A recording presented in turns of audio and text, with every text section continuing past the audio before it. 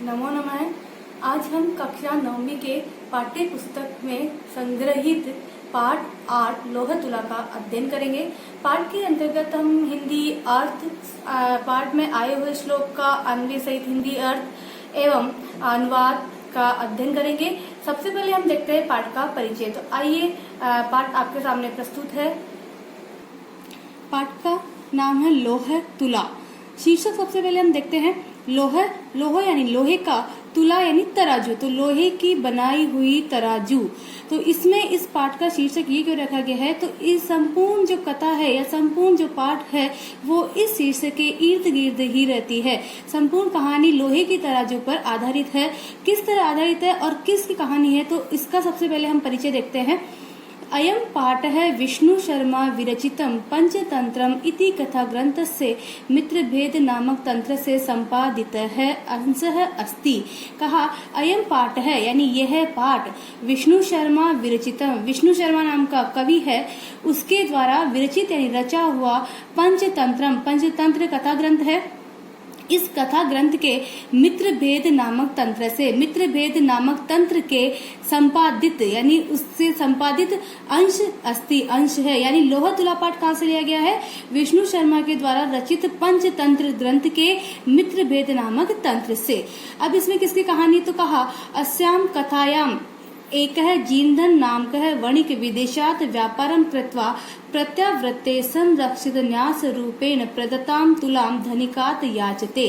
कहा अस्याम कथायाम, इस कथा में एक जीनधन नाम का है, एक जीनधन नामक वणिक, वणिक कहते हैं व्यापारी को, तो एक जीनधन नामक व्यापारी जो कैसा था, विदेशात व्यापारम कृत्वा, विदेशात यानी विदेश से, व्यापारम कृत्वा व्यापार करके, प्रत्यावृत्ते, तो यहाँ पे देखो संधि हुई है, प्रति आवर्ते यानी लौट करके, यानी कहीं दूसरे देश में, विदेश में गया हुआ था व्यापार के लिए, वहां से वापस लौट कर आता है और क्या करता है, संरक्षित न्यास रूपेण, सुरक्षित धरोहर के रूप में प्रदत्ता यानी दी हुई, जो कि पहले विदेश जाने से पहले वो किसी सेठ को अपनी तराजू धरोहर यानी डिपॉजिट कराना एक तरह से उसके रूप में देकर गया था, तो उसको वापस लेने के लिए तो क्या कहा, संरक्षित न्यास रूपेण यानी जो सुरक्षित न्यास धरोहर के रूप में प्रदत्ताम दी गई तुलाम यानी तराजू को धनिकात याचते, उस धनिक से जो सेठ था उससे याचते यानी मांगता है। परस्य दूसरी तरफ स धनिकः वदति, दूसरी ओर वह धनिक बोलता है, यत तस्य तुलातु मूषिकै भक्षिता, यत यानी कि, तस्य तुलातु यानी तुम्हारी, उसकी, तुला यानी तराजू तो क्या कर ली गई है, मूषिकै है, चूहों के द्वारा भक्षिता खा ली गई है। ततः इसके बाद स वणिक यानी वह व्यापारी धनिकस्य पुत्रम स्नानार्थम नदीम प्रति नयति, इसके बाद वो क्या करता है, जैसे ही वह धनिक यानी सेठ उसको बोलता है कि तुम्हारी तराजू तो क्या कर ली गई है, चूहों के द्वारा खा ली गई है, तो इसके बाद वह चतुर व्यापारी वो भी क्या करता है, धनिकस्य पुत्रम यानी धनिक यानी सेठ के पुत्र को स्नानार्थम यानी नहाने के लिए नदीम प्रति नयति नदी की ओर ले जाता है। यानी वह कहता है कि धनिक के यानी सेठ के पुत्र को नदी की ओर स्नान के लिए ले जाता है। तम तत्र नीत्वा च स एकस्याम गुहायाम निलीयते, और वहां क्या करता है, तम यानी उसको, किसको, धनिक के पुत्र को, तो ये तम सर्वनाम आया यहाँ पर धनिक के पुत्र के लिए, धनिक के पुत्र को तत्र यानी वहां, कहा, नदी के वहां पर, नीत्वा यानी ले जाकर के, सह यानी वह, एकस्याम गुहायाम यानी एक गुफा में, निलीयते यानी छिपा देता है। प्रत्यावर्तिते सती पुत्रम अदृष्ट्वा धनिकः पृच्छति, प्रत्यावर्तिते यानी लौटने पर, वापस जब वो उस पुत्र को छिपा देता है और अकेला ही जब धनिक के पास आता है, तो प्रत्यावर्तिते यानी लौटने पर, सती यानी पर, पुत्रम अदृष्ट्वा यानी पुत्र को नहीं देख करके, धनिक पृच्छति धनिक पूछता है, किससे, व्यापारी से, मम शिशु कुत्रास्ति, मेरा पुत्र कहाँ है। स वदति, स के सर्वनाम पद आया है किसके लिए, जीनधन नामक व्यापारी के लिए। स वदति वह बोलता है, यत की त्वौ पुत्र शयनेन अपहृत है, कि तुम्हारा पुत्र तो शयनेन यानी बाज के द्वारा, बाज पक्षी के द्वारा अपहृत है यानी हरण कर लिया गया है। तदा यानी तब, उभौ विवदन्तौ तब दोनों, विवदन्तौ यानी विवाद करते हुए, यहाँ क्षत्रिय प्रत्यांत रूप है, तो दोनों विवाद करते हुए, न्यायालयम प्रतिगतौ न्यायालय की ओर जाते हैं। यत्र यानी जहाँ न्यायाधिकारिण है न्यायम कृतवंत है, न्यायाधिकारिण यानी न्यायाधिकारी के द्वारा न्यायम कृतवंत यानी इन दोनों को न्याय दिया जाता है। तो इस प्रकार ये जो कहानी है लोहे की तराजू पर आधारित है, जो कि जीर्णधन नामक व्यापारी का पूर्व पुरुषों के द्वारा सुरक्षित की हुई थी। वह उसको एक सेठ के यहाँ न्यास के रूप में रख कर के विदेश जाता है और जब वापस आकर लेता है तब व्यापारी के द्वारा क्या जवाब मिलता है और सेठ उसको क्या बोलता है, इन दोनों के मध्य इस तराजू को लेकर विवाद उत्पन्न होता है। ये कहानी इस पर आधारित है। तो आइए अब हम अध्ययन करते हैं पाठ का। आसीत कस्मिंचित अधिष्ठाने जीर्णधनो नाम वणिक पुत्र है। आसीत यानी था, कस्मिंचित अधिष्ठाने, कस्मिंचित यानी किसी, अधिष्ठाने यानी स्थान पर, किसी स्थान पर जीर्णधन नामक वणिक पुत्र है। जीर्णधन नाम का वणिक यानी व्यापारी का पुत्र था। स च विभवशया देशांतरम गंतुम इच्छन वे चिंतियत।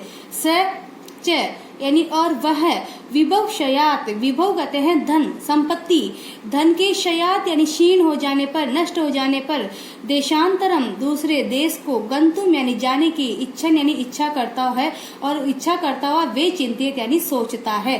गंतुम देखो यहाँ पर गम धातु है, तुमुन प्रत्यय है, तो गंतु इच्छन, इच्छन में इच्छ धातु और क्षत्रिय प्रत्यय तो होते हुए अर्थ में आएगा। तो क्या कहा कि वह विभव यानी धन के नष्ट हो जाने पर दूसरे देश को जाने की इच्छा करता हुआ सोचता है। क्या सोचता है? यत्र देशे अथवा स्थाने भोगा भुक्ता स्ववीर्यत है तस्मिन विभवो हीनो यो वसेत स पुरुषा धम है। इस श्लोक के सबसे पहले हम इसका एक एक शब्द का देखेंगे, उसके बाद हम पूर्ण साधारण अर्थ देखेंगे। तो यत्र यानी जहाँ, देशे यानी स्थान पर, अथवा स्थाने यानी जिस देश अथवा स्थान पर, स्ववीर्यत है अपने पराक्रम से, भोगा यानी ऐश्वर्य को, भोग कहते हैं सुख सुविधाएं को, भुक्ता यानी भोग कर लिया गया है।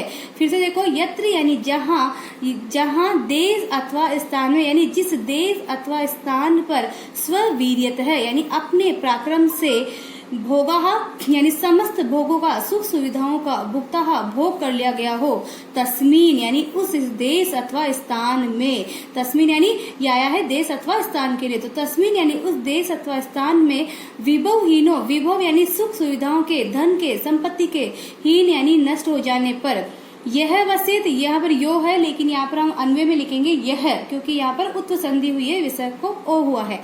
तो यह वसित जो रहता है, स वह, पुरुषा अधम है, वह अधम पुरुष है यानी निकृष्ट पुरुष कहलाता है। तो इस श्लोक में कहा कि जिस देश अथवा स्थान में अपने पराक्रम से भोगों का भोग कर लिया गया है, उस स्थान पर ऐश्वर्य के, धन संपदा के नष्ट हो जाने पर भी जो व्यक्ति उसी स्थान पर निवास करता है वह अधम पुरुष कहलाता है। तस्य च गृहे लोह घटिता पूर्व पुरुषो उपार्जिता तुला आसीत। तस्य च गृहे, तस्य यानी उसके घर में, तस्य किसके लिए आया है? जीर्णधन के घर में। तो जीर्णधन के घर में लोह घटिता, लोहे की बनी हुई, लोह यानी लोहे की घटिता यानी बनाई गई, पूर्व पुरुषो उपार्जिता, पूर्व यानी पूर्वज यानी पीढ़ी से जो चले आ रहे हैं उन पूर्व पुरुषों के द्वारा उपार्जिता यानी सुरक्षित की गई, तुला आसीत यानी तराजू थी, यानी उसके घर में लोहे से बनाई हुई और पूर्व पुरुषों के द्वारा अर्जित यानी जो सुरक्षित रखी गई थी ऐसी लोहे की तराजू थी। ताम च कस्यचित श्रेष्ठिनो ग्रहे निक्षेप भूताम कृत्वा देशांतरम प्रस्थित है। ताम यानी उसको, उसको किसको? तुला को। च कस्यचित यानी वह उस तुला को, कस्यचित यानी किसी, श्रेष्ठिन यानी सेठ के घर पर, निक्षेप भूता यानी धरोहर के रूप में, निक्षेप भूता धरोहर के रूप में यानी हम किसी चीज को, जैसे हम कहते हैं कि इसके बदले में कुछ ले लेना यानी डिपॉजिट करवाना, जैसे एक चीज के बदले में मेरी ये वस्तु रख लो और इसके बदले में मुझे ये चाहिए, तो इस तरह से धरोहर के रूप में कृत्वा यानी रख करके देशांतरम प्रस्थिता यानी दूसरे देश को चला जाता है। ततः सुचिरम कालम देशांतरम यथेच्छया भ्रांत्वा पुनः स्वपुरम आगत्य तम श्रेष्ठिनम अवदत्। ततः यानी इसके बाद, सुचिरम कालम, सुचिरम यानी बहुत लंबे, कालम यानी समय तक, बहुत लंबे समय तक, देशांतरम यानी दूसरे देश से, यथे इच्छया, यथा इच्छया अपनी इच्छा से, भ्रांत्वा यानी घूम करके, पुनः यानी फिर से, स्वपुरम अपने नगर को, आगत्य यानी आकर के, यहाँ पर आगत्य आ धन गम धन लैप प्रत्यय, तम यानी उस श्रेष्ठिनम श्रेष्ठी को अवदत यानी बोला, यानी बहुत लंबे समय तक दूसरे देश में अपनी इच्छा से घूम करके फिर से अपने नगर को आकर के वह श्रेष्ठी को बोलता है। यहाँ पर अवदत जो क्रिया आई है उसका कर्ता कौन हुआ? यहाँ पर हुआ कि कौन बोल रहा है? तो यहाँ पर हुआ जीर्णधन नामक व्यापारी। तो जीर्णधन है, कौन बोल रहा है? जीर्णधन है। तो भो श्रेष्ठिन क्या बोला? भो श्रेष्ठिन यानी हे सेठ, दियताम में सा निक्षेप तुला, दियताम यानी दीजिए, में यानी मेरी, सा यानी वह, निक्षेप तुला यानी लोहे जो धरोहर के रूप में रखी हुई तराजू थी, यानी मेरी धरोहर के रूप में रखी हुई तराजू मुझे दीजिए। तो यहाँ पर स सर्वनाम पद कस्मे प्रयुक्तम किसके लिए प्रयुक्त हुआ है? तो यहाँ पर आया है तुलायी यानी तुला के लिए, तराजू के लिए। सह अवदत, स अवदत यहाँ पर संधि हुई है उत्तर संधि, सह धन अवदत, विसर्ग को क्या हो गया? उ, और उ को क्या हो गया? ओ, और विसर्ग के बाद वाले को अवग्रह हुआ है तो स अवदत वह बोला।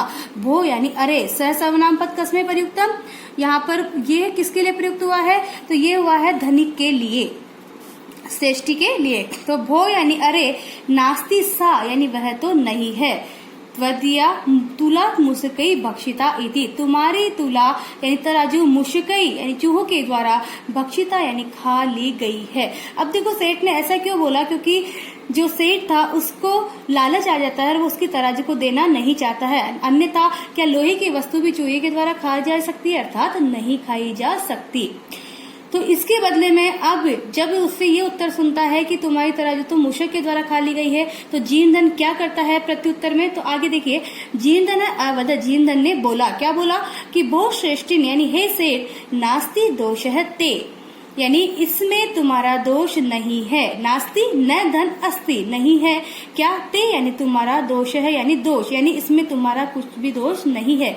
यदि मुशिकई भक्षिता, यदि तराजू मुशिकई चूहों के द्वारा भक्षिता यानी खा ली गई है। आप यहाँ पर देख रहे होंगे कि जीर्णधन उसके उत्तर को सुनकर के क्रोधित नहीं होता है, अपितु उसी की भाषा में वो उसको प्रत्युत्तर देता है। तो आगे वही कहानी बताई गई है, हम पढ़ते हैं क्रमशः।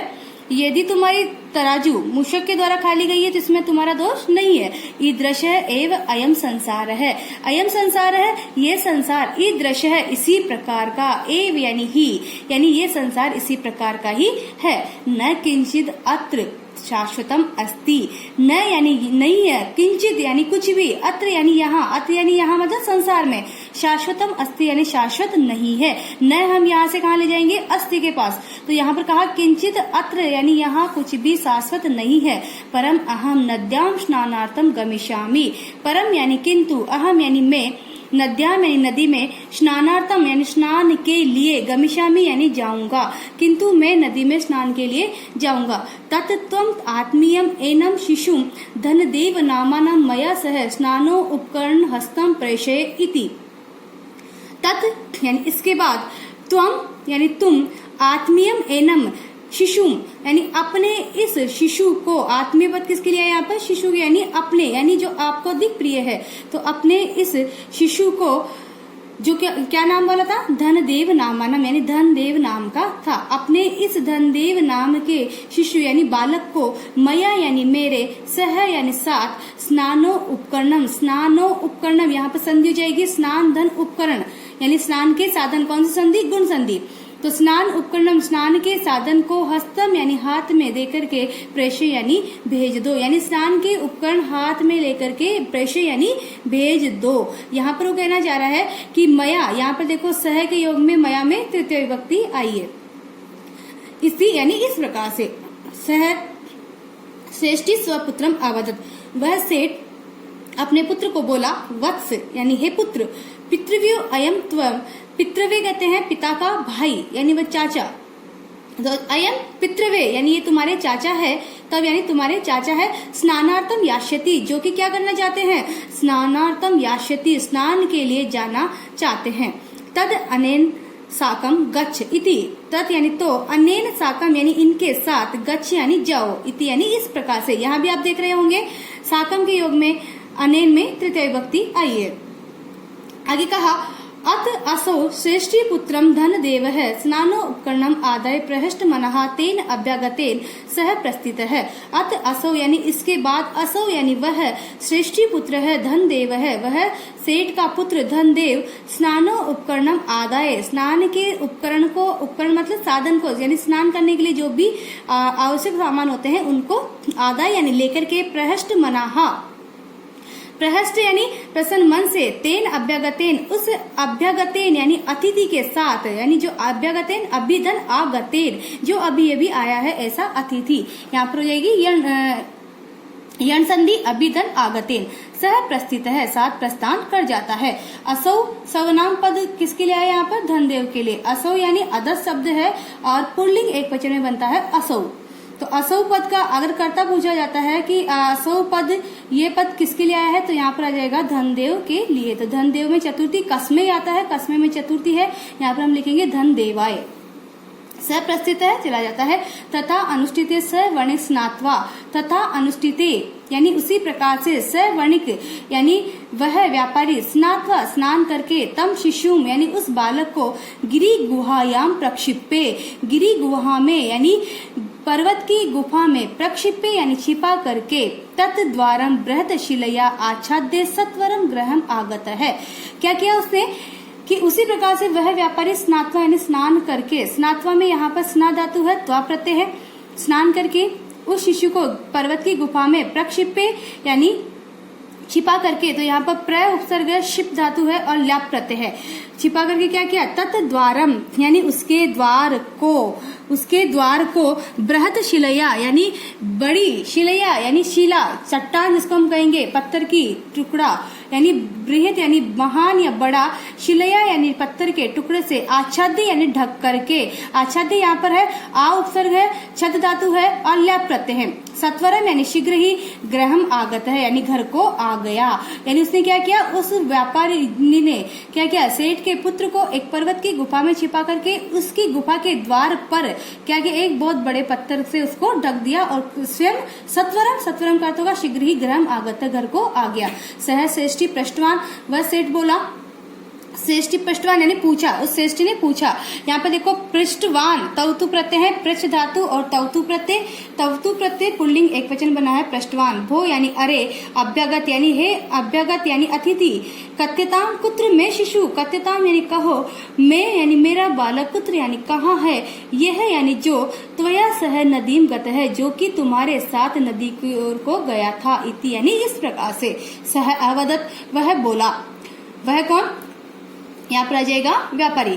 तव पुत्र है नदी तटात शयनेन हरत है, तव पुत्र है तुम्हारा पुत्र नदी तटात नदी के तट से, शयनेन यानी बाज पक्षी के द्वारा, हृत है यानी हरण कर लिया गया है, इति यानी ऐसा। श्रेष्ठी अवदत, श्रेष्ठी ने बोला, मिथ्यावादीन अरे झूठ बोलने वाले, किम क्वचित शयनो बालम हर्तुम शक्नोति, क्या क्वचित यानी कोई, शयनो यानी बाज पक्षी भी, बालम यानी बालक को, हर्तुम शक्नोति यानी हरण कर सकता है, क्या कोई बाज पक्षी भी बालक का हरण कर सकता है। तत् समर्पये मे सुतम यानी तो, मे सुतम यानी मेरे पुत्र को, समर्पये यानी मुझे दो, समर्पित करो यानी मेरा पुत्र मुझे वापस दे दो। अन्यथा राजकुले निवेदयिष्यामि, अन्यथा क्या करूंगा, राजकुल में यानी राजकुल में, निवेदयिष्यामि निवेदन करूंगा यानी राजकुल में तुम्हारी पुकार करूंगा या तुम्हारी राजकुल में तुम्हारी रिपोर्ट करूंगा, इति यानी इस प्रकार से। सो आकथित, स आकथित यानी वह बोला, बहुत सत्यवादी अरे सत्य बोलने वाले, यथा शयनो बालम न नयति, यथा यानी जिस प्रकार से, शयन यानी बाज पक्षी, बालम न नयति बालक को नहीं ले जा सकता, तथा यानी उसी प्रकार से, मूषका अपि लोह घटिताम तुलाम न भक्ष्यन्ति, उसी प्रकार से मूषका अपि यानी चूहे के द्वारा भी या चूहा भी, लोह घटिताम लोहे की बनी हुई, तुलाम यानी तराजू को, न भक्ष्यन्ति नहीं खा सकते।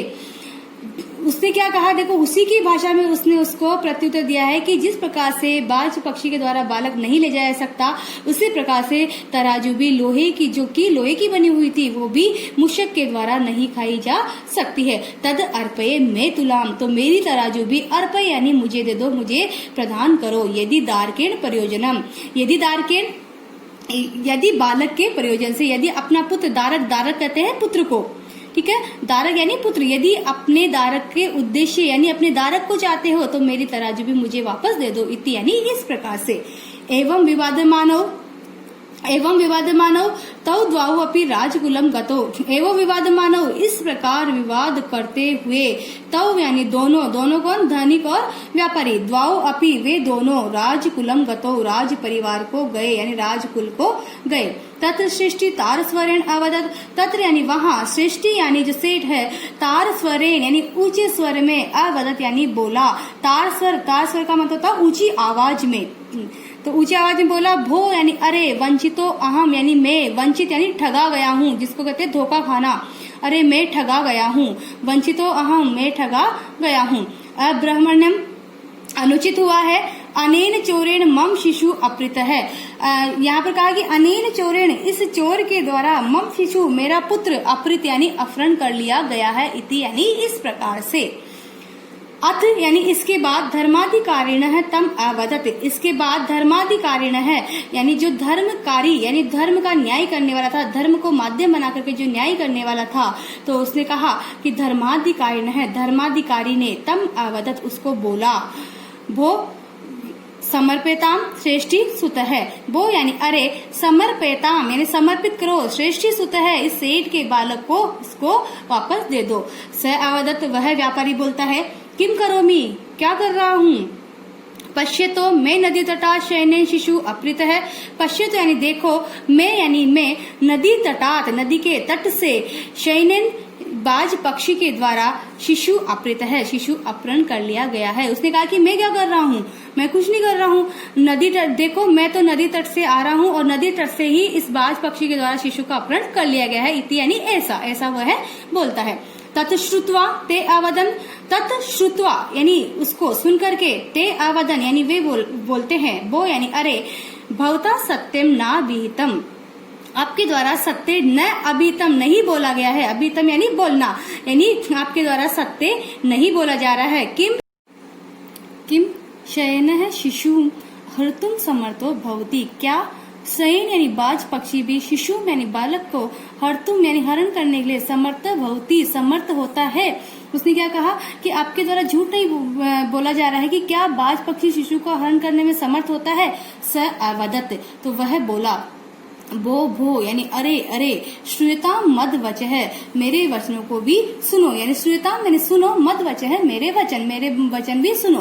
क्या कहता है, तुलाम लोह शस्त्र से यत्र खादंती मूषकाः राजन तत्र हरेत शयनो बालकम नात्र संशय है। यहाँ पर कहा सबसे, अब देखो हम अन्वय के आधार पर अर्थ देखते हैं इसका एक एक शब्द का। राजन शब्द सबसे पहले लेंगे, राजन यानी हे राजा, यत्र यानी जहाँ, शस्त्र से लोह तुलाम यानी हजार लोहे की तराजू, मूषकाः खादंती यानी चूहे खा जाते हैं, जहाँ यानी फिर से देखो, हे राजन, यत्र यानी जहाँ, शस्त्र से लोह तुलाम यानी हजार लोहे की तुलाए यानी तराजू मूषक खा जाते हैं, तत्र यानी वहाँ, तत्र यहाँ पर नहीं है लेकिन अब हम अपने इससे लेंगे कि तत्र यहाँ पर दिया हुआ, तत्र यानी वहाँ, बालकम यानी बालक को, शयन यानी बाज पक्षी, हरेत यानी हरण कर ले, वहाँ बालक को बाज पक्षी हरेत यानी हरण कर ले, अत्र यानी यहाँ, न संशय यहाँ कोई संदेह नहीं है। यानी वो ये कहना चाह रहा है कि जहाँ लोहे की बनी हुई हजार तराजू चूहे खा लेते हैं, तो वहाँ पर बाज पक्षी के द्वारा भी बालक का हरण कर लिया जाए, इसमें कोई संदेह नहीं है। यानी दोनों ही जो बात है वो असंभावित है, यानी दोनों ही संभव होने वाली नहीं है। ते अप्रच्छन यानी वे पूछते हैं, कथम एतत यानी यह कैसे, एतत यानी यह, कथम यानी कैसे, ये कैसे हो सकता है। तो ततः यानी इसके बाद, सश्रेष्ठी सभ्यानाम अग्रे आदित्य सर्वम वृत्तांतम न वेद्यत। यहाँ पे कहा ततः यानी इसके बाद, वह सश्रेष्ठी वह सेठ, सभ्यानाम अग्रे सभा के आगे, सभ्यानाम यानी सभा के आगे, आदित्य है यानी प्रारंभ से लेकर के अंत तक का, सर्वम वृत्तांत यानी प्रारंभ से ही सारा वृत्तांत निवेदित यानी निवेदित करता है या सुनाता है। निवेदित का अर्थ यहाँ पर लेंगे निवेदन करना, लेकिन हम यहाँ पर लेंगे कि सुनाता है। तो यानी वह सभा में प्रारंभ से लेकर के सारा वृत्तांत सुनाता है। ततः यानी इसके बाद न्यायाधिकारिण है, जो न्यायाधिकारी थे यानी न्यायाधि यानी न्याय करने वाले व्यक्ति थे, तो न्याय यहाँ बहुवचन का है, न्यायाधिकारी न है विहस्य यानी हंस करके, यानी न्यायाधिकारी हंस करके, त्वौ द्वावपि संबोधे और उन दोनों को संबोधित करके, तुला शिशु प्रधानेन तोषितवंत है, तुला और शिशु का आदान प्रदान करके, प्रधानेन यानी दे करके, यानी उन दोनों को संबोधित करके, और तुला शिशु प्रधाने, तुला और शिशु का प्रदान करके, तोषितवंत है उन दोनों को संतुष्ट करते हैं, यानी तुला जिसकी थी तराजू उसको दे देते हैं, शिशु जिसका था शिशु उसको दे देते हैं, तो दोनों को अपनी अपनी वस्तुएं प्रदान करके उनको संतुष्ट करते हैं। तो आज इस प्रकार से हमने पाठ 8 का हिंदी अनुवाद सहित अध्ययन किया है।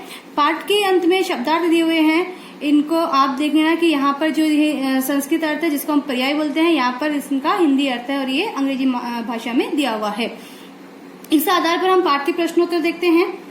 प्रश्न नंबर 1 कहता है कि अधोलिखिता नाम एक पदेन उत्तरम लिखत, यानी एक पद में उत्तर, यानी जिसको हम वन वर्ड आंसर बोलते हैं, एक पद में उत्तर लिखे। वणिक पुत्र से किम नाम आसित, वणिक पुत्र का क्या नाम था, तो वणिक पुत्र का नाम प्रारंभ में दिया हुआ है जीन धन है, तो वणिक पुत्र से नाम जीन, यहाँ पर हमें एक पद में लिखना है तो हम लिखेंगे जीन धन है। तुला कई बक्षिता आसित, तुला मुशकई बक्षिता आसित, यहाँ पर आ जाएगा मुशकई। तुला की दृष्टि आसित, तुला किस प्रकार की थी, तो तुला थी लोहे की बनी हुई तुला थी, इसलिए हम उसको क्या कहेंगे लोहे घटिता। तुला की दृष्टि आसित, तुला लोहे घटिता आसित। पुत्र केन हृत है इति जीनधन वदति, पुत्र किसके द्वारा हरण कर लिया जाता है ऐसा जीनधन बोलता है, तो यहाँ पर आ जाएगा शयनेन, पुत्र शयनेन हृत है, शयनेन। विवद मानव तौ द्वावपि पुत्रगतौ, यानी विवाद करते हुए दोनों कहाँ जाते हैं, तो दोनों जाते हैं राजकुले, राजकुल में, तो पुत्र यानी कहाँ पर गए, राजकुले। प्रश्न नंबर 2, अधोलिखितानां प्रश्नानां उत्तराणि संस्कृत भाषया लिखित, अधोलिखित यानी नीचे लिखे गए प्रश्नों के उत्तर संस्कृत भाषा में लिखो। तो पहला हम देखते हैं, देशांतरम गंतुम इच्छन वणिक पुत्र किम वे चिंतित, यानी दूसरे देश को जाने की इच्छा करता वणिक पुत्र क्या सोचता है, तो इसका उत्तर होगा कि जहाँ पर हमने प्रारंभ में जो श्लोक आया था कि यत्र तत्र भुक्ता भोगाहा तत्र धनाभावे न वसेत, इसका उत्तर हो जाएगा कि यत्र भुक्ता भोगाहा, यानी जहाँ पर भोगों का भोग कर लिया गया है, तत्र धनाभावे न वसेत। तो फिर से देखो पहले का उत्तर, यत्र भुक्ता भोगाहा तत्र धनाभावे न वसेत। ख स्वतुलाम याजमानम जीन धनम श्रेष्ठिम किम अकथयत, तो यहाँ पर था स्वतुलाम, अपनी तुलाजू को मांगता हुआ जीन धन को श्रेष्ठी ने क्या बोला, तो अपनी तुला को मांगते, तो यहाँ पर उत्तर हो जाएगा स्वतुलाम याजमानम जीन धनम श्रेष्ठिम अकथयत यत त्वदीया तुला मुशकैर भक्षिता इति, यानी उसने ऐसा बोला। जीनधन है गिरी गुहा द्वारम कया आच्छादे ग्रहम आगत है, जीनधन गिरी गुहा द्वार यानी पर्वत की गुफा के द्वार पर, कया यानी किससे, आच्छादित यानी ढक करके घर को आता है, तो यहाँ पर हुआ जीनधन है गिरी गुहा द्वारम बृहत शिलया आच्छादे ग्रहम आगत है। नेक्स्ट देखते हैं, स्नानांतरम पुत्र विषय प्रश्न है वणिक पुत्र है श्रेष्ठिनम किम आवदत, स्नान के बाद पुत्र विषय के पूछे जाने पर वणिक पुत्र ने श्रेष्ठी को क्या बोला, तो स्नानांतरम पुत्र विषय प्रश्न है वणिक पुत्र श्रेष्ठिनम आवदत यत नदी तटात सह शयन हृत है, नदी तटात सह शयन हृत है। आगे देखते हैं, धर्माधिकारिण है जीनधन श्रेष्ठनो कथम तोषितवंत है, धर्माधिकारियों के द्वारा जीनधन और श्रेष्ठी कैसे संतुष्ट किए गए, तो यहाँ पर है कि धर्माधिकारिण है जीनधन श्रेष्ठिनो परस्परम संबोध्य तुला शिशु प्रधानेन संतोषितौ, परस्परम संबोध्य तुला शिशु प्रधानेन संतोषितौ। प्रश्न नंबर 2 देखते हैं हम, स्थूल पदाने अधिकृते प्रश्न निर्माणम कुरुत, यानी जो स्थूल पद जो ये दाग दिखाई दे रहे हैं इनको आधार बना करके प्रश्न का निर्माण करना है।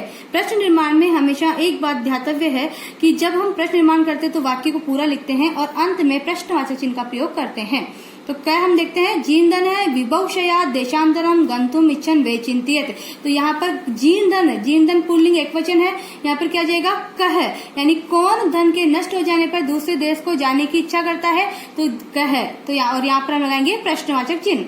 ख श्रेष्ठिन शिशु स्नानो उपकरणम आदाय अभ्यागतेन सह प्रस्थित है, तो अभ्यागतेन की जगह क्या आ जाएगा यहाँ पर केन, और यहाँ पर आ जाएगा प्रश्नवाचक। वणिक गिरी गुहा ब्रतशिलया आच्छादितवान। तो यहाँ पर क्या जाएगा, ब्रतशिलया यानी किसके द्वारा वह ढककर आता है, तो कया, किससे, अच्छा यहाँ पर जाएगा कया। नेक्स्ट हम देखते हैं कि तौ परस्परम संबोधे तुला शिशु प्रधानेन संतोषितौ। तो यहाँ पर जाएगा कि सभा में वे दोनों परस्पर संबोधित करके किससे संतुष्ट किए गए, तो यहाँ पे इसके स्थान पर कथम, कथम यानी किस प्रकार संबोधित किए गए। प्रश्न नंबर 4 में श्लोक का अन्वय अपूर्ण है और पाठ को पढ़कर के आपको क्या करना है, अन्वय पूर्ण करना है। तो ये आप स्वयं करेंगे क्योंकि हमने पाठ में अन्वय देखा है, तो ये प्रश्न आपके द्वारा स्वयं के द्वारा करनीय है। प्रश्न नंबर 5 हम देखते हैं, तत्पदम रेखांकितम कुरुत यत्र, यानी उस पद को रेखांकित करना है जो क्या है, लेप प्रत्यय का नहीं है। यानी क्या हमने देखा, जो लेप प्रत्यय का नहीं है उस पद को हमें क्या करना है, रेखांकित करना है। यहाँ पे देखिए विहस्य में वी हस धातु है, लेप प्रत्यय है। लोह शस्त्र से यहाँ पर षष्ठी विभक्ति है। संबोधे सम उपसर्ग बुद्ध धातु लेप। आदाय, आदाय में यहाँ आ उपसर्ग दा धातु है, अल्लप प्रत्यय है, तो यहाँ पर रेखांकित होगा लोह शस्त्र से। दूसरा हम देखते हैं यत द्वितीय विभक्ति नास्ति, जहाँ द्वितीय विभक्ति नहीं है। श्रेष्ठिनम, स्नानोपकरणम, सत्वरम, कार्ये कारणम। तो यहाँ पर ये जो तीनों पद है ये द्वितीय विभक्ति के, सत्वरम ये पद जो है द्वितीय विभक्ति का नहीं है, तो यहाँ पर रेखांकित होगा सत्वरम। नेक्स्ट यत षष्ठी विभक्ति नास्ति, जहाँ षष्ठी विभक्ति नहीं है। तो यहाँ पर देखो पश्यत है, ये लकार रूप है, पश्यन्ति, पश्यत है, पश्यति, पश्यत है, पश्यन्ति, तो ये लकार रूप हो गया। बाकी जो तीनों रूप है ये षष्ठी विभक्ति के हैं, तो यहाँ पर आ जाएगा पश्यत है पद रेखांकित कर देंगे। नेक्स्ट प्रश्न हम देखते हैं, संधि नाम संधि विच्छेदेन व रिक्त स्थानानि पूर्यत, यानी संधि और संधि विच्छेद के द्वारा रिक्त स्थानों की पूर्ति कीजिए। क्या श्रेष्ठ्याह, यहाँ पर यण संधि हो जाएगी, श्रेष्ठी, श्रेष्ठी हम कैसे लिखेंगे, श्रे और आधा षटकोण वाला से ठ पे बड़ी की मात्रा, श्रेष्ठी धन आ है। दूसरा है द्वौ अपि, तो यहाँ पर भी हो जाएगी, यहाँ पर दौ, दौ यानी आ हो जाएगा, यहाँ पर क्या बन जाएगा, द्वा अपि, द्वाओ अपि, यानी यहाँ पर जो औ की मात्रा है उसके स्थान पर आओ आ जाएगा, तो द्वाओ वपि, और आओ में द में आ मिल जाएगा, दा हो गया, व में अ मिल जाएगा, वह पूरा हो गया, और पी, तो द्वाओ वपि ये आपका बन जाएगा। पुरुषो उपार्जिता, तो पुरुष धन उपार्जिता, ऊ छोटा उपार्जिता।